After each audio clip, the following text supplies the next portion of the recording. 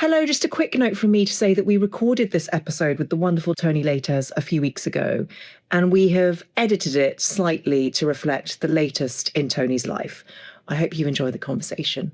I ended up getting a horrible infection in the hospital, so no one could come see me. Even the people working in the hospital had to come see me in like hazmat suits. Month's supply of the medication I was on in America was $30,000. I have an iffy relationship with my father. Okay, I'm sorry. And I think that is where a lot of my dating issues come from. Welcome to How to Fail, and if you're new around here, then welcome. This is the podcast where we dive into failure and ask each guest about 3 times they failed in life and what they learned along the way. Before we get started on this conversation, please do remember to like, follow and subscribe so that you never miss a single episode. This week, I'm joined by a guest who experienced that quintessentially modern paradox, being watched by millions while trying to work out who she was and while falling in love. She is Toni Laites, the 2025 winner of ITV's flagship reality show, Love Island. It's a TV programme that has become part of the national and international discourse, catapulting unknown contestants into overnight fame. The premise is deceptively simple. A dating show where islanders are encouraged to couple up in order to avoid being dumped, all while being filmed in a specially constructed villa. And as many of you know, I'm a huge fan. But when Laites burst onto our screens during the 12th season, she was a different kind of contestant. The first American bombshell to enter, Laites had been discovered working in Vegas by Love Island UK's creative director, Mike Spencer-Hayter, who just so happened to be on his honeymoon when he was served drinks by a charismatic cabana server. She was persuaded to fly 6,000 miles to Mallorca. In the villa, she went through various ups and downs, including with the feckless Harrison, before recoupling with her Prince Charming, Cash Mercer, and going on to win £50,000. And yet, one of the most heartwarming narrative arcs was not the undoubted romance, but the platonic love that grew between the female finalists, Toni, Shakira, and Yaz, dubbed the Big Three by fans. Although she was the first American to win, perhaps her triumph should come as no surprise. Laites has always been competitive. She had to beat 1,000 other applicants to get her job as a cabana server in Vegas. And then, as she later recalled, I was always the number one in sales. Toni Laites, welcome to How to Fail. Thank you for having me. I'm so excited. I'm nervous. Oh, please don't be nervous. I'm honoured that you're nervous, but I promise that you don't need to be. I've already said I'm such a huge fan of both you and Love Island. Thank you. And producer Hannah and I are starstruck in a way that we've never been for anyone else. Don't tell the other guests. Okay, wait, it's just between the two of us and all of our listeners and viewers. It's such a pleasure to meet you in person. It really is. And I really appreciated you being number one in sales as a cabana server. I thought that was hilarious. What is the secret to being good at sales? Charisma. Tell me more. Are you born with it or can you cultivate it? I think you can learn. Like with anything in life, you have to practice it. I'd been a waitress since I was 16 years old. It was the only job I ever had. So you start to think about the types of people you're serving and how to get them to spend more. And I don't know, be their friend at the end of the day. Yes. For me, serving was much more than just bringing someone their drink, especially when I was working in big hotels. I was cultivating an experience for them that went way past, do you want a pina colada? So you were working in this hotel in Vegas, and Mike Spencer-Hayter, who we all have to credit with basically inventing one of the best reality TV shows of all time, was on his honeymoon. On his honeymoon. And I met Mike recently and he told me this story. Mm-hmm. And I also messaged him ahead of recording this podcast. And he gave me permission to quote from what he said about you. He said, "She stood out from the crowd. Toni was confident, beautiful, and engaging. I knew when I met her that she'd be a star, and she was so relatable." So did you think I'm being scammed? Here's this guy, he says he's a creative director of Love Island. So it's so funny. I really think it was a meant to be situation. It was a Monday afternoon. One of my friends actually called out of work. I took her section. The only people in the section were these two British guys. And, I was thinking to myself in the morning, oh, British guys don't tip. I'm not going to make any money today. And it was so funny because I came up to Mike and his husband and I introduced myself to them. I said, are you celebrating anything? Immediately, he said, have you ever heard of Love Island? It wasn't like I had spent the day with them.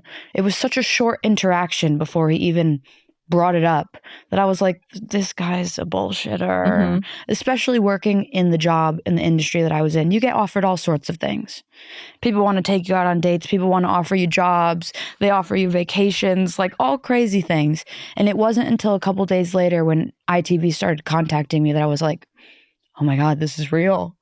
Then when you realized it was real, was there a sense that fate took over and you just thought, actually, I'll say yes? I think if it was in any other circumstance than the one I was in, I probably would have said no. Because I remember at first, I'm like, oh, I'm not doing this. I have a great life in Vegas. I have friends. I make money. I can take 4 months off a year because the pool closes. And even, I think it was 2 weeks after, they were flying me to London for one day and one day only because I had to get back home so I could meet the production team. And I was like, I'm not doing this. I was on the flight to London. I'm like, oh, I'll go see what they say, but I'm not going on the show.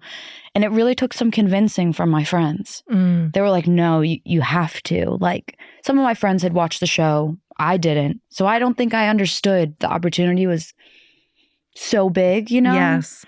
I think that really worked in your favor, though, because from the outset, you seemed so yourself. Yeah. And in a crazy, surreal environment, it must be quite hard for people who don't have a strong sense of self to hold on to that level of authenticity. Did you feel, with all of this sales expertise, did you feel you had to sell yourself?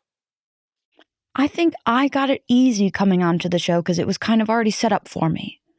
I didn't have to go to a million meetings with producers because I wasn't here. Mike found me. What Mike says goes. Yeah. So getting on the show, that was easy for me. But then being inside, I've just always been myself and it's somewhat worked out for me, whether that was in school or in work or in sports, anything like that. So I wasn't trying to pretend. I knew what worked for me in the past. So I just carried that on to the show. Yes. What's sleep like? Did you? I can't imagine much worse than having to sleep in a communal bedroom. That wasn't even the problem. It was the schedule. Because obviously we don't know what time it is. We don't have our phones. There's no clocks anywhere. But sometimes I would sneak a look at a producer's phone when we'd be talking to them, and it would be 5 a.m. Oh my goodness. We would be up until 5 a.m. sometimes.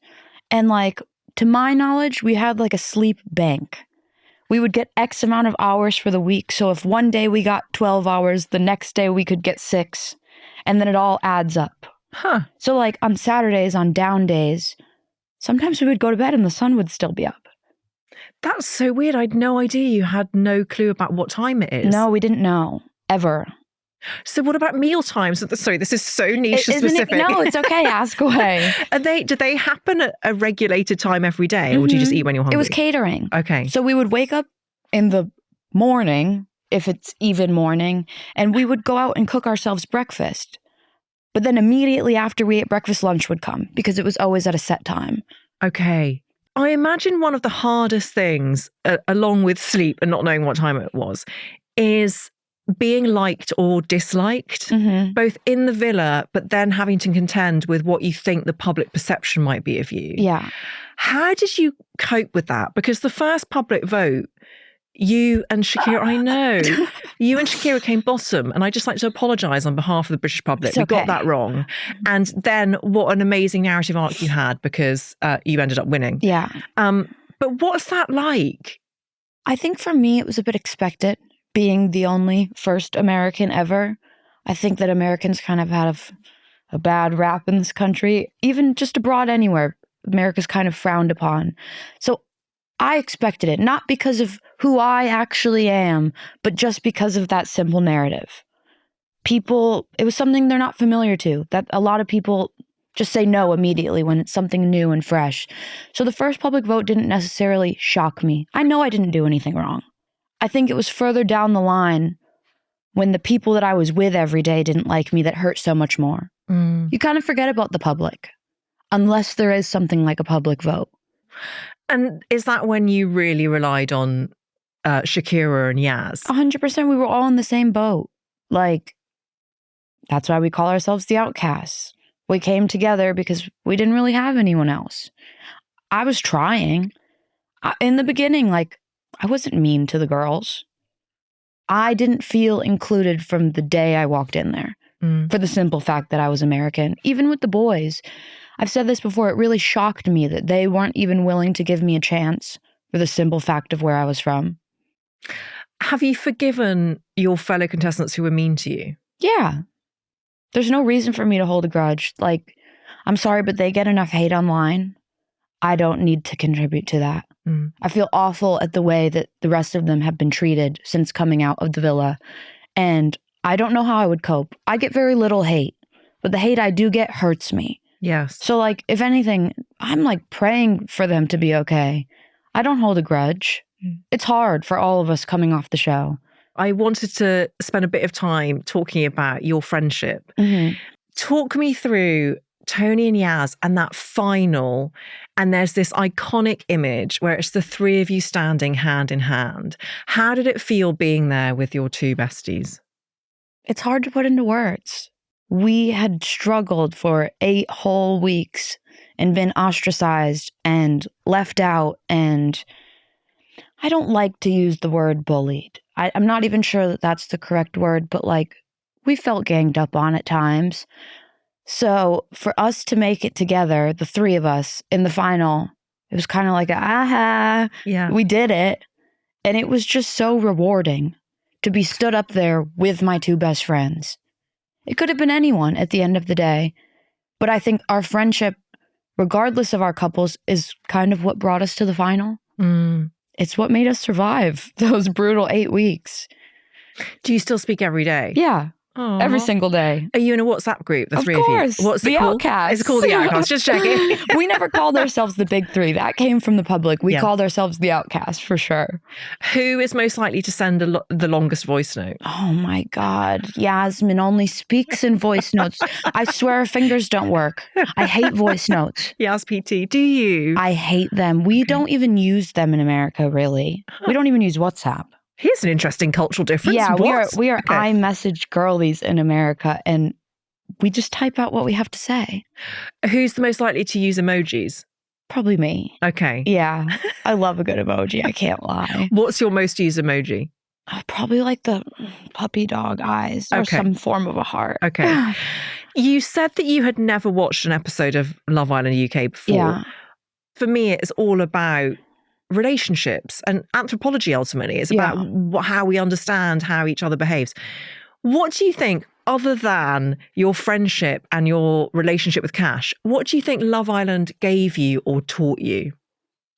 A bit of confidence, honestly, because for me personally, I wouldn't really leave the house without makeup. I was a full glam girl to go anywhere, not being on TV. But then after the show, I realized people have seen me in every form.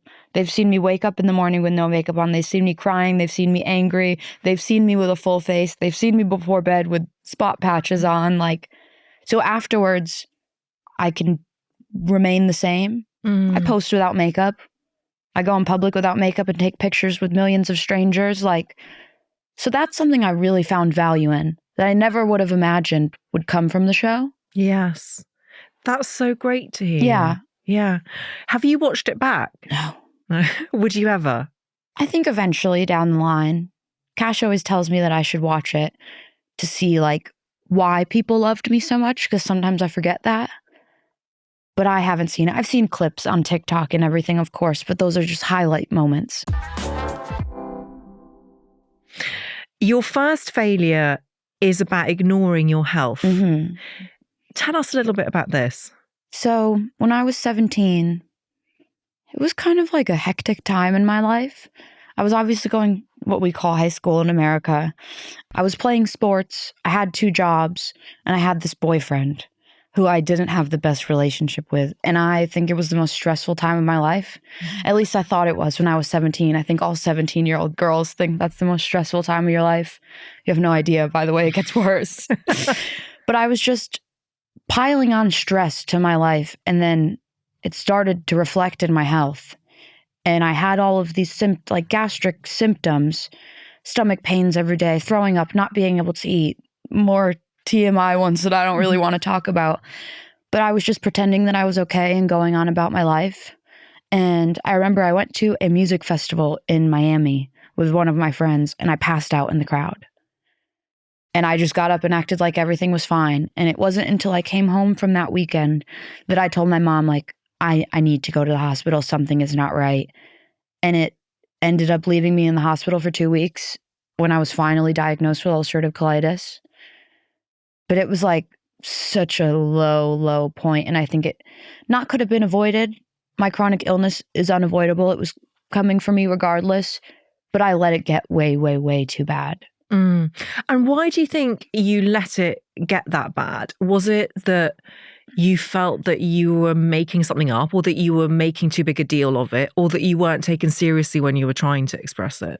I didn't express it. Okay. That was the problem. I think it kind of relates to the reason why I was nervous today. Once you acknowledge a failure, it's real. I just wanted to pretend like I was fine. I wanted to go to prom. I was getting ready to go to college. Like, all of these really exciting things were happening in my life. I don't have time to be sitting in a hospital bed.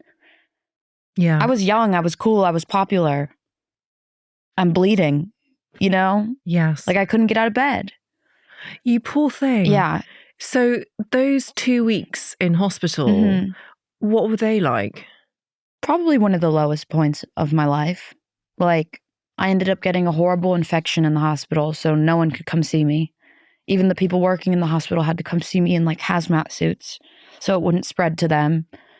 And again, this was my senior year of high school. This is the most exciting time of your life. It's graduation time. It's prom time. It's all the fun stuff. I just went to high school for 4 years, and this is the time you look forward to, and I couldn't take part in it. I was so sick. I was losing weight. I didn't look like myself anymore. I couldn't see my friends. I was weak. Like, I had a blood transfusion. Wow. I was in so much pain every single day. I thought it would never end. Did you go to prom? I made it to prom. Okay. So actually, this is the interesting part about this, and this is why the whole entire world knows that I have UC. Prior to the show, if you Googled me, the only thing that would come up is my story of me going to prom, because it made the Connecticut local news. The Children's Hospital in Connecticut made this huge plan for me to get ready for prom in the hospital. They allowed me to go to prom, and then I had to go back to the hospital. Oh my goodness. I wasn't famous. I was famous in Connecticut for being sick. But like, so now everyone knew. When I was on the show, everyone knew that I had ulcerative colitis. Did you go with that disappointing boyfriend to prom? No, he was actually older than me. Okay. And so that was like, he was a lot of the reason for my stress. He lived 2 hours away from me. And I would lie to my parents and say that I was going to work, but I was really driving to his place 2 hours away. And the only reason why they caught me is because I crashed my car in the snowstorm. Okay. So it was a culmination of all of these things. I was ignoring my feelings, stressing myself out, and it made you sick. Like, no one else in my family has ulcerative colitis. People say it could be hereditary, but a common theme with all the reports I've read is stress. Okay. So for the ignorant among us, and I am one of them, how does UC manifest day to day? Can you ever predict a flare-up? That's the scariest part about it. You can't. I could eat the same thing 10 days in a row.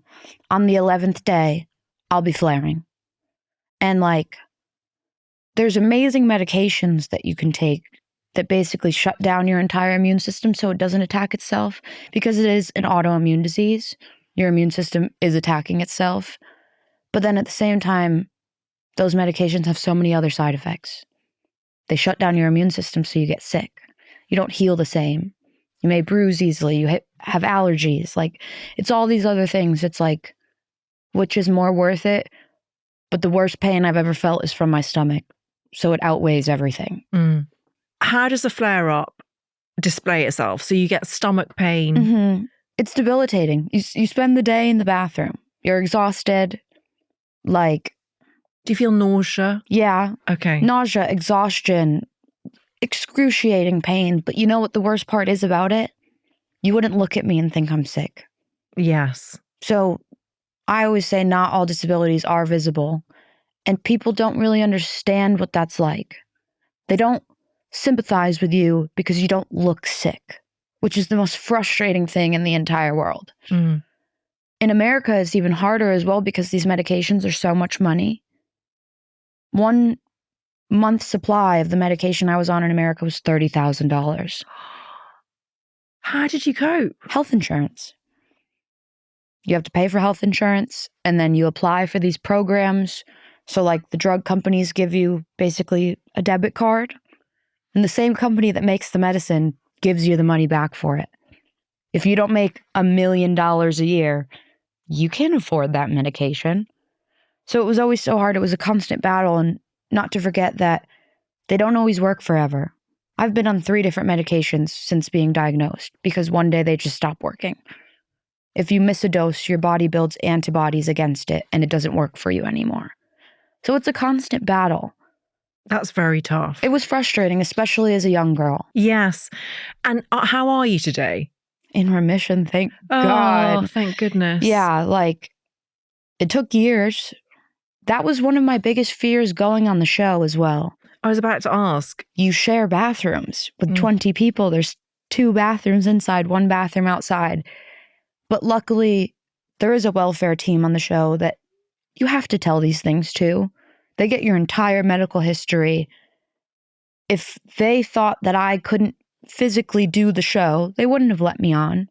And they made sure I had all of the resources in place. There's a medic on site 24/7. God forbid something ever happened, I would have the resources I needed. But luckily, I am feeling good. I'm so happy to hear that. Did you have a flare-up in the villa? No. Okay. Not once. If there's someone listening to this right now and they are struggling with either UC or Crohn's, what advice would you give them? Maintain your health before it's too late, because I didn't. And I was so much sicker than I needed to be. Unfortunately, you have to get colonoscopies every year. It's the most uncomfortable experience ever. I hear they don't even sedate you here. In America, they knock you out.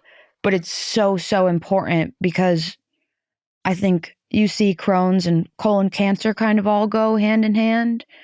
And you would never want to be diagnosed with something even worse than you already have. So keep up with your colonoscopies, get on a medication that works for you, and avoid stress at all costs. It's so difficult because then avoiding stress becomes stressful sometimes. Yeah. Do you have to be careful with your diet, or is that not related? I don't. Other people do. UC and Crohn's looks different for every single person. It's very unpredictable. Like they tell you in the beginning when you're really, really sick, don't eat spicy foods, seeds, nuts, alcohol, coffee, all the things you think would upset your stomach. But luckily for me, I do consume those things and I am okay, but it took time. When I first got sick, I said I was on the all-white diet. Bread, mashed potatoes, rice, because I was so scared to eat something that would upset me. But I was just living in fear. Yeah. And is this something you bonded with Yaz over? She has Crohn's.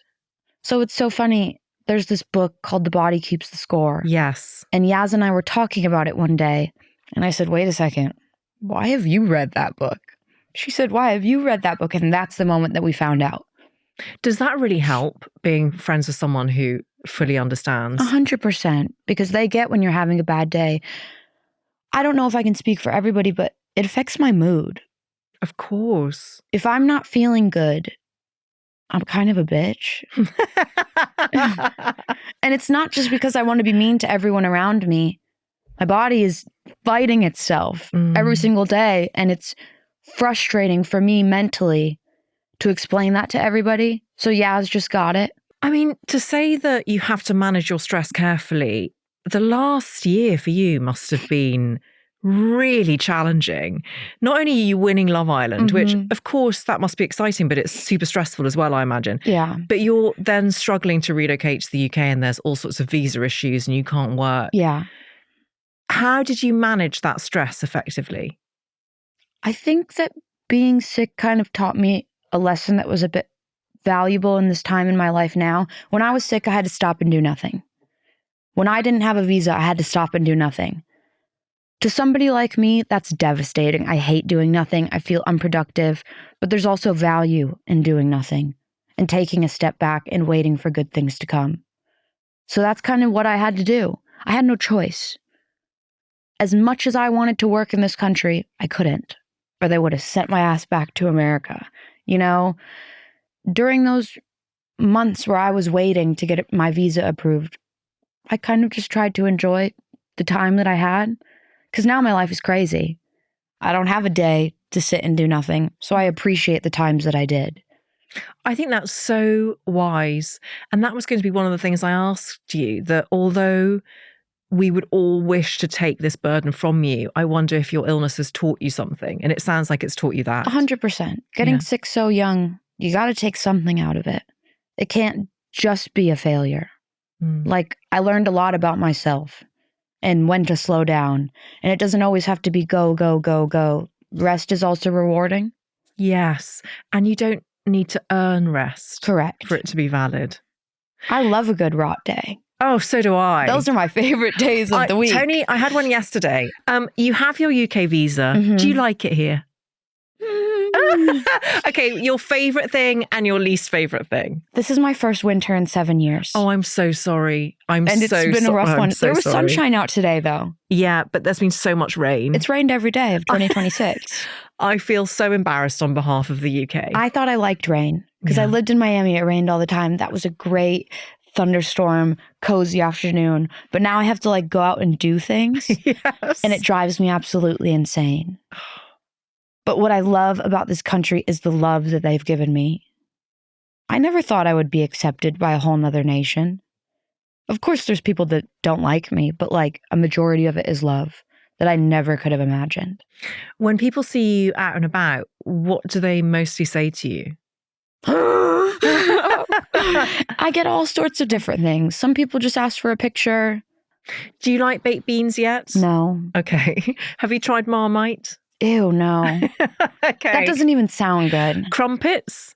We have them in America. I don't know if you do, Toni. We do. Well, I don't know if it's like an English muffin. No. You see, this is a debate I have with my American friends. There are things marketed in American grocery stores that claim to be crumpets, but they bear no resemblance to a British crumpet. So I need you today to go out and try a Warburton's crumpet. And the key is that you need to toast it more than you think. Deal. And then if you're are you a savory or a sweet person? Both. Okay, so if you're in a savory mood, butter, slice of cheddar, flakes of salt. Okay, I'm here for that. Oh, so delicious. I'm actually salivating. And if you're in a sweet mood, I mean, I don't do sweet on crumpets, but certain people do jam. Okay. Just like an apricot jam and butter. Deal. Okay, fine. Come back to me once you've tried that. Do you like the king? Do you like the royal family? I don't really know them. Hopefully one day I meet them. Yes. I don't know. I've been so busy that I guess I haven't had time to catch up on culture. Okay. My management team and I want to do a Toni the Tourist series. But I tried to do it and then I got swarmed by people. So it's not that easy. I bet. Have you ever been on the top level of a double-decker bus? Oh. So I want to do things like that. Yes. I want to be a tourist in my own city. We need to make it happen. Your second failure is having horrible dating habits before meeting Cash. That's for damn sure. Let's go back to the beginning. Okay, what are some of the worst dates you've ever been on? I think there was a lack thereof. Of dates? Yeah. You said you were popular in high school and you were dating an older guy. Yeah. So was it just that you weren't being courted? You were in relationships, but you weren't dating? Correct. Okay. That relationship I was talking about earlier was my only kind of real relationship. And he was a couple years older than me. He was in college in another state. And it was just kind of toxic. I think I'm a very anxiously attached person. And obviously we didn't live in the same place. And he wasn't giving me as much energy as I needed. I was always going to see him. I would stay with him and his football friends in a dirty apartment and use my only free time to be with him. Yes. And I was exhausting myself. and lying to my family, which put a wedge between me and my parents. I think later on in college, I chose bad guys again who weren't necessarily seeing me for my value. It was kind of like hookup culture, not respecting myself. It was dark. I worked so hard in every other aspect of my life, but then dating, I kind of just settled for less. And why do you think that was? I'm still trying to figure it out. All of these past habits are kind of coming back now that I am in a good relationship. And I think being in your first healthy relationship kind of brings up darker parts of yourself that you didn't acknowledge until now. I always questioned why I was arguing with my partners. Was it because they were treating me like shit, or was it because I wasn't as secure in myself as I thought I was? Toni, I relate so deeply to what you're saying. And that's so true, that when you're in a relationship that is founded on safety and trust, it's really confronting if you've never experienced that before, because there's a degree of pain that comes with acknowledging what you used to accept. Correct. And there's also that fear that it's all too good to be true. I totally get it. You're speaking to someone who, I was in long-term relationships from the age of 19 to 35. I got married to the wrong person, got divorced when I was 35, and then was a single woman dating in her late 30s. Yeah. And I'm now married again to an amazing man who I met online. And it took me a really long time to trust in the goodness of it. How long was that in between your marriages? So it got divorced age 35, met Justin 39, so 4 years. Squeezed in another relationship. Say, good turnaround time. Yeah. And I remember a therapist giving me great advice, saying, it's time. There'll be one day when you feeling anxious that he had this other relationship with this other person and feeling jealous and all those things, that will fall by the wayside because you've had more time together. Yeah. And yours and Cash's relationship is so deep, but actually it hasn't been that long. Not at all. Really. And so much has happened in that. And I think people expect so much from us that it's like, in what world do you meet somebody 6 months ago, even less than that, and they're moving in together? Yes. If that was one of your friends and she met a guy 6 months ago and she told you I'm moving in with him, what would you say to her? Don't. Exactly. Yes. But I hear it all the time. Why don't you live together? When are you getting married? Yeah. Why don't you see each other's family more? There's so much pressure, and we're just trying to find our feet. Where do you get your reassurance from? Of course, it's nice to hear compliments or words of affirmation, but I think one of my love languages is quality time. Yes. I don't need a vacation. I just like to be together. Yes. It really puts my mind at ease, but I am working on being more secure in myself to where I don't have to ask for anything. It's so hard, isn't it? I hate being alone, which I've never, ever experienced prior to going on the show. That's so, because you're an only child. So that's really interesting to me. I'm an only child. I've lived away from home since I was 17 years old. I loved alone time until the show. So what do you think that's about? Was it like immersion therapy in a way? Because then suddenly you're in a bedroom with 20 people. Right. You're never alone. Yeah. For 8 weeks, I was never alone. And like, I don't know how many days it takes to build a habit. There's a statistic out there somewhere, but it's definitely 8 weeks. I would sleep alone all the time in Vegas and Miami and Connecticut, but then I never slept alone when I was on that show. Coming out, I was with Cash every single day. Not to mention, I don't have a huge support system here. It's a lot, my darling. Yeah. You've been through a lot. And it's difficult as well because we all, as the viewing public, saw, quote unquote, the happy ending. Yeah. And so there's probably that pressure to live out everyone else's expectations of happiness. I think I'm going against the grain in that sense, especially with social media. I've kind of proven that you don't have to post every day to remain relevant. If you post moments that you're proud of, something worth speaking about, people will still be engaged. I think that, I've said this before, I really, really struggled to get on board with the whole social media thing. It wasn't my remote interest before going on Love Island, but I kind of had no choice. But still to this day, I don't post perfectly polished moments. I post what's real. Of course, there's dinner parties and trips and free stuff. But at the same time, I'm a human being. Yeah, I really remember the video you posted saying you hadn't been able to work and you were struggling to get a visa. And it was so uncurated and so real, and definitely part of the reason that we all love you. And you went from having 3,000 Instagram followers to now almost 1 million. So that's unhinged. It's crazy. Yeah. Like, it was just so shocking to me. Not having a phone for that long. And then getting my phone back, not to mention my phone number was somehow in my Instagram bio the entire time I was on the show. No. There was like a contact button. So when I turned my phone back on after 8 weeks, I had to take the SIM card out. It didn't stop ringing for days. Strangers just calling me.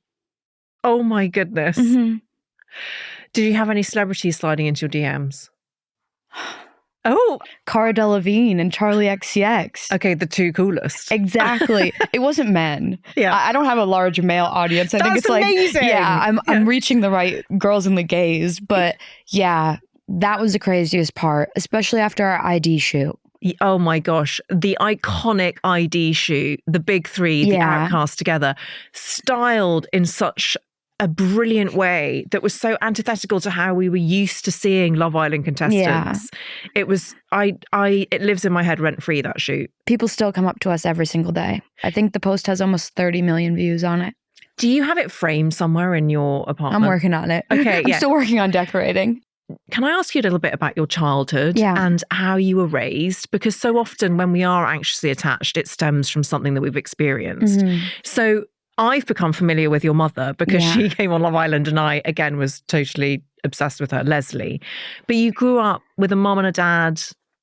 Kind of. Okay. I have an iffy relationship with my father. Okay, I'm sorry. And I think that is where a lot of my dating issues come from. Yeah. I really don't talk about it. People always ask me to talk about my dad and I never do. Okay. It's hard because our relationship has been so back and forth for so long, and prior to the show, it was kind of at its lowest. I didn't tell him I was going on. I don't know how he found out, probably from some Facebook post somewhere that his daughter was on an international television show. But I'm working on repairing that. I think a lot of the times I don't forgive people once it gets to a certain point. And the same way how I haven't forgiven him, it reflects into relationships with men or friends. Like, I cut people off and that's it. Yes. I understand that. Has he met Cash? No. Okay. I haven't seen him in 3 years. Okay. Thank you for sharing that. Yeah, and I'm of course. sorry that you carry that. It's kind of a patched up wound. Yes. Like, I don't sit here and cry about it anymore. I may have used to. I think it's so strong of you to be addressing that now and to understand the link. Yeah. And to be able to work on that so that you're no longer paying the price for someone else's mistakes. Correct. Yeah. I don't blame myself. Good. I was a kid, after all. His only kid. Both of my parents' only child. So, like, I don't know. When I have kids one day, I want to pour all the love I have in my heart to them because I don't want to have the same relationship with them that I did my parents. How's your relationship with Leslie now? Oh, she drives me nuts. She drives me absolutely insane, but I love her to pieces. And she's probably the most supportive person I could ever imagine. She screams my name from the rooftops. Would I have advised her to make a TikTok account prior to the show? No, over my dead body. But it happened and it worked out for her. And I think it kind of won the public over. She spoke for me when I couldn't speak for myself. People love her. Yes. Has she always shouted your name from the rooftops? 100%. Yeah. And she was the person, she came into the villa and she was like, you need to pay attention to this man, Cash, and thanked him in a very moving exchange, I thought. Is she still his #1 fan? Oh my God, yes. Can do no wrong in her eyes. Okay. That's why I'm like, okay, maybe just adopt him then because she loves him. Have any of your dysfunctional exes been in touch with you since you won the show? No. The one that I was speaking about earlier hasn't said a peep. That means that he's definitely seen it. Yeah, oh, yeah. Everyone has seen it. Yeah. Like, I'm definitely the most famous person to come out of Newington, Connecticut. Oh. My parents went to the same high school as me. It's a very, very small town. Okay. Nobody ever leaves. I bet you've made the front page of that newspaper again multiple times over. It's funny because I've lived in so many different places. So people in Connecticut have given me recognition. I've done interviews with my college in Florida. People in Vegas have recognized me. Like, I thought I could escape it when I went to America. It follows me. Mm. Have you made up with Cash's brother and sister? Oh, yeah. That's just something that I really needed to ask you from my personal Everyone always perspective. nags me about this one. No, not you, but the public. They always ask me this. Like, do they still hate you? I think people forget that they were also viewers of the show. They only see 45 minutes to an hour a day of 24 hours. Mm. They're very tight-knit, that family, and he is their protector. If anyone had a sibling that they saw crying on television, they would be upset at the person who caused those tears, no matter the situation. They're younger than me. They're both 20. They're twins. And I think that they were defending the person who's defended them their whole lives. And I've seen them numerous times. I've met his whole family before. And no one holds a grudge because they know me in real life. It's lovely hearing you talk about that. It was really lovely seeing how close their bond was on screen and how Cash clearly is their protector. Mm-hmm. But it was also really lovely seeing your ownership and accountability and your understanding of their closeness and your respect for it. When you look back on your Love Island experience prior to Cash, when you look back at the Harrison of it all, I'm sorry to bring his name it's up okay. in this lovely space. Voldemort, we'll call him. Voldemort. Do you think that was the death rattle of your bad dating decisions? Like 100%. Never again. Mm. But I was repeating old unhealthy patterns because I didn't know any better. I've mentioned this before as well. I kind of needed him to stay in the game. Yes. If Harrison wasn't there, I would have had nobody. Yes, I was stupid and I went back one too many times. But if I didn't go back, I would have been gone. I wouldn't have made it to the final. I wouldn't have met Cash. Harrison kept me in long enough to get me to Casa Amor and meet Cash. Yeah, it's that idea of fate again. Mm-hmm. Also, probably quite nice that you stayed in the game and you had, by the final, this control experiment of what could have been. Yeah. And like the fact that you were with Cash, who had said that he loved you the night before the final when there were no cameras, you must have just thought, oh, thank goodness. I dodged a bullet. Yeah. Still to this day, I believe that. Viewers love a redemption arc. If all of that didn't happen, I'm not sure we would have won. Yes. It was such a good storyline for television. I wasn't doing it for that, but it made the show what it was. And it showed lessons for young girls. It showed dating patterns in modern society. Like, it showed what it is like when you are with someone who really loves you and how rewarding that is. So it's not a total failure. We dodged the bullets and we can be grateful for them too. Yeah. This segment has been brought to you by Vanguard.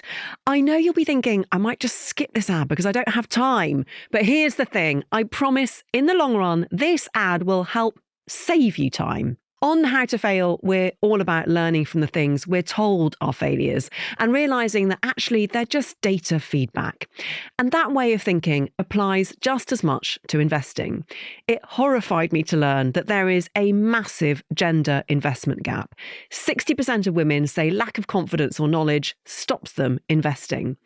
That's why I'm so glad to be working with Vanguard, whose mission it is to take a stand for all investors, to treat them fairly, and to give them the best chance for investment success. Whatever your gender, whoever you are, with the Vanguard Managed ISA, their experts will take care of your investments for you. They'll help you work out your risk appetite, match you to an investment plan that's right for you, and then they'll do the rest. And with Vanguard's desire to help more women invest in mind, we thought we'd use the opportunity here to highlight some of the women who inspire us on the show. My pick this week is Pamela Anderson. I grew up watching Pamela on TV. She was an icon of a generation. But the second act of her career has been the most powerful. And last year, she joined me for a vulnerable chat about her long journey of embracing beauty on her own terms, understanding her self-worth, embracing self-acceptance, and how it was never just about being pretty for her. It was always about being brave. Pamela reflects on being the poster girl of an era and shares how she's reclaimed her image, her narrative, and what beauty means to her. A total inspiration. So whoever you are, cultural icon or not, the Vanguard managed ISA could be a great starting point for you to get into investing with confidence and, like Pamela, reclaim your financial independence. Search Vanguard Managed ISA to find out more. When investing, your capital is at risk. Tax rules apply. Your final failure is that sometimes you fail to be kind to yourself. I do. Oh, Toni. So you say here that you tend to be your own biggest critic. So do you have this constant inner hater who's... I wouldn't say hater. It would be critic. I don't hate myself, but I want to be the best at everything I do. That also ties into why I wasn't posting. Because I kind of hold myself to a certain standard. If it's not something that I would want to consume as a viewer, I'm not going to post it. Basically, our job as influencers is to sell things to people. If it's not good enough for me, I'm not going to sell it to you in that sense. But then it's hard because hate gets to me, but chances are I already thought worse of myself. Wow. You know? Yeah, I do know. How does overnight fame affect that? I think it puts everything under a magnifying glass. I read every single comment. It doesn't matter how many there are. It's like, I almost look for validation for the negative things I think about myself already. Yes. When I know things aren't true and they comment them, it's like, oh, whatever, I brush it off. But like, if you tell me my nose is big, I've known this my whole life. You're reassuring the things I already thought about myself and it hurts. Or in the beginning, when I wasn't 100% sure that Cash liked me because of my dating history, when a million people are telling you he doesn't like you, he was just with you to get to the end, this, that, and the third, it just reassures all of the negative things I already thought about myself and my relationship. For the record, you have an exquisite nose. Thank you. I've never once thought it was big, ever. Thank you. Is Cash good for you in terms of handling all of that? 100%. He's been on social media working towards being a content creator, making his dance videos for years. He always tells me, don't read the comments, don't read the comments. I don't know why I can't stop. Do you have strategies for managing it that you're introducing? I'm trying. This is all so new to me. So when I was like thinking of these failures, it was kind of hard for me because I feel like they're all pretty recent. Yeah. I hate talking about failing. Actually, what we talk about when we talk about failure, we talk about growth. Yeah. And understanding ourselves. And every single one of your failures, what I appreciate about them is that they reflect who you are. You're so real in what you choose to share. And that is a kind of superpower. Yeah. Like, I can't even sit here and lie to you. This last 6 months has probably been one of the hardest of my entire life. I'm sorry. Mentally, socially. Like, I'm trying to get used to being here, but I can't just go walk outside and enjoy myself. Yes. All of the things that I used to be able to do if I was having a bad day aren't as accessible to me anymore. Whether that's even just sitting on the couch with my friends. My friends aren't here. Yeah. Or making friends is kind of hard for me right now because I don't trust people. Yes. I trust Cash, I trust Shakira and Yasmin, but we're all busy. So I'm just trying to regain, I think, the confidence that I've lost in the last couple of months. Yeah, I say I've gained confidence in the sense that I can go out without makeup and this, that, and the third, but I'm still doing things that scare me every single day. And as you say, there's a loneliness there that you're not familiar with. Correct. I've never felt this lonely. Toni. It's sad, but at the same time, I kind of do it to myself because, don't get me wrong, I could call my friends more. I don't want to say burden them, but I don't like to sit here and say, woe is me, because there are so many amazing things going on with my life right now. And I know that all of my friends back home are still working waitressing jobs and working their asses off the same way how I was. So I don't want to brag. I don't want to sound ungrateful when I'm like, boo-hoo, my life is so hard. But it is. Do you feel that it's a weakness to admit that? You're nodding. Yeah, definitely. I want to act like I'm okay. Yeah. But it's been hard. You are worth a grown-up love that makes you feel safe and secure. And you are worth the love that we are showing you en masse as the general public. And that probably feels so unfamiliar and difficult. It is, for sure. And I think I pour all of the love that I have into other people. Yes. That sometimes I forget to give it to myself. Yes. But you're worthy of your own love too, Toni. I know. And I'll learn that. But this is all still so fresh to me. Yeah. At the same time, this is the most crucial point of my career, to position myself in a way that it's long lasting and I'm not just known for Love Island. Like, I want my voice to be heard by the masses, not people who only watch a dating show. Preach. What do you want to do next? What is the goal? I want to take Maya Jama's job. I want you to, I mean, I love Maya Jama, but I want you to, that would be brilliant. Not even necessarily her job, but I want to go into presenting. And when I see myself in those situations, it just makes me realize how much I'm capable of. How old are you? 25. You're so young and you have such a wise head on your shoulders. Thank you. Like I am not surprised that you are dealing with all of these feelings at 25. Your 20s are such a cluster at the best of times. Yeah. But when you go on Love Island and end up winning it, I can't even imagine how amplified that is. So you are doing brilliantly and you are exactly where you need to be. What advice would you give to pre-Love Island Toni? There's this guy at the pool on his honeymoon and he's like, have you ever heard of Love Island UK? And you agree to go on it. What advice would you give her now? I don't think there is advice that you can give anybody before going on Love Island. I think I did it the best way possible, blindly, with no expectations, no idea of what was to come, not even what I would tell myself, but what I would tell anybody, not just about going on Love Island. If you want to move to a new country, if you want to start a new job, do it.